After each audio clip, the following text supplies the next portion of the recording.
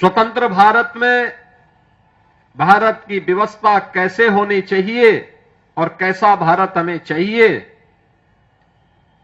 भारत के अंदर की उन सभी रियासतों को जिनकी संख्या देश के अंदर उस समय 567 थी, इन 567 रियासतों को भारत गणराज्य का हिस्सा बना करके वर्तमान भारत का जो स्वरूप है, अगर सही मायने में कहें तो इस वर्तमान स्वरूप के शिल्पी के रूप में यह भारत सदैव लौह पुरुष सरदार वल्लभ भाई पटेल का स्मरण करेगा।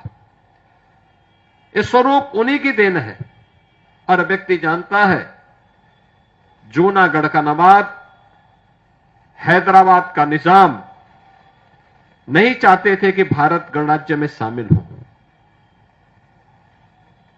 क्योंकि जब ये देश आजाद हो रहा था,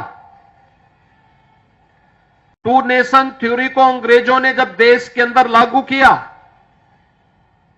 तो ब्रिटिश हुकूमत ने उस समय देशी रियासतों को इस बात की स्वतंत्रता दी कि वे भारत गणराज्य में शामिल होना चाहें या पाकिस्तान में या अपना स्वतंत्र अस्तित्व बनाए रखना चाहें, यह उनको स्वतंत्रता दी गई थी।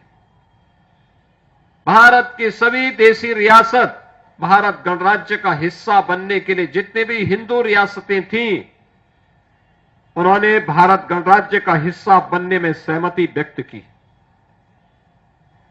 जूनागढ़ का नवाब और हैदराबाद का निजाम मना कर दिया। जम्मू कश्मीर रियासत को कहां शामिल किया जाए, वह असमंजस की स्थिति में थे।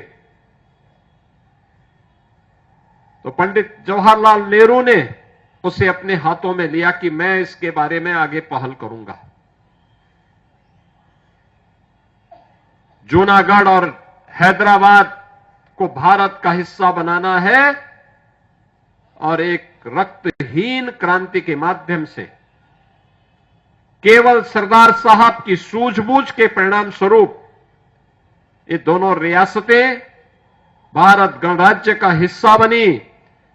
जूनागढ़ के नवाब को और हैदराबाद के निजाम को देश छोड़ करके भागना पड़ा।